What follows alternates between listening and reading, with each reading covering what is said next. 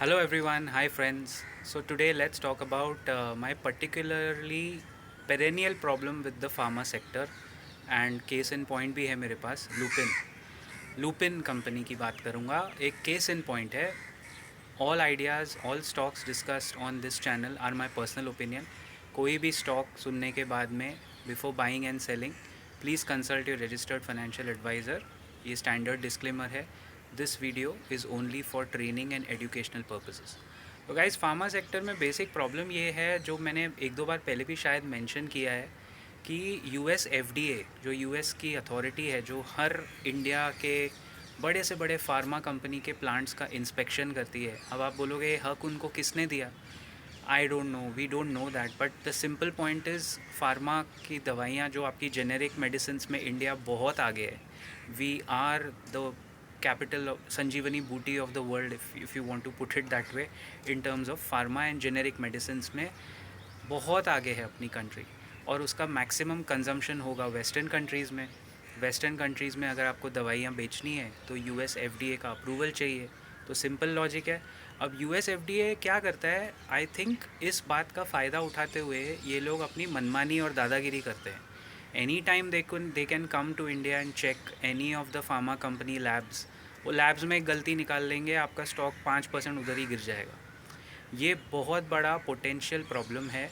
Lupin हर बार new medicine launch करता है, और मैं बहुत पहले इस स्टॉक में एक बार खुद पर्सनली फंस चुका हूँ.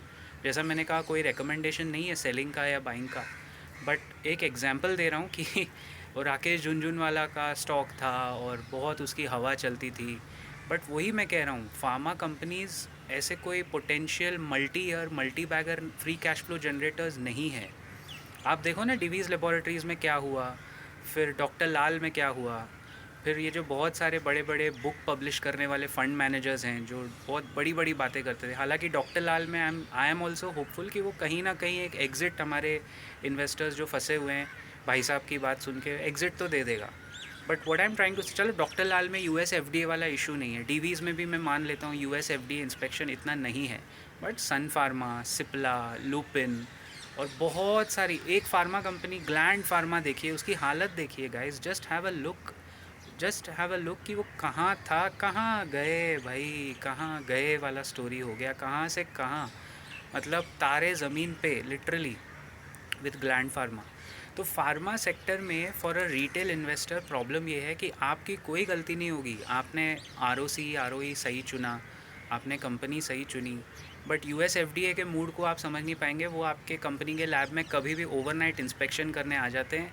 एंड इंडिया में नहीं, every country they will go, but India में medicine 70% of the world's pharma, 70% of the world's pharma is either manufactured, exported या supplied via India. India is in pharma what China earlier was in manufacturing to the world. हम दुनिया के pharma capital हैं, और पहले भी थे और अभी बढ़ गए हैं कोविड के बाद. तो इस वजह से ऐसे ऑप्टिकली ना दिखने में लगता है अरे बहुत ग्रोथ है यार, बहुत तगड़ा सेक्टर है, ज़बरदस्त होगा, ये होगा वो होगा.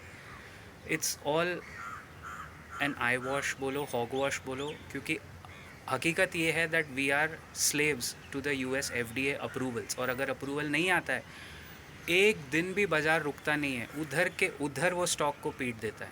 You have seen that with the examples I spoke. Anyway, I will see you around in the next video. मुझे आपके थॉट्स बताइए एंड कीप प्रॉफिटिंग.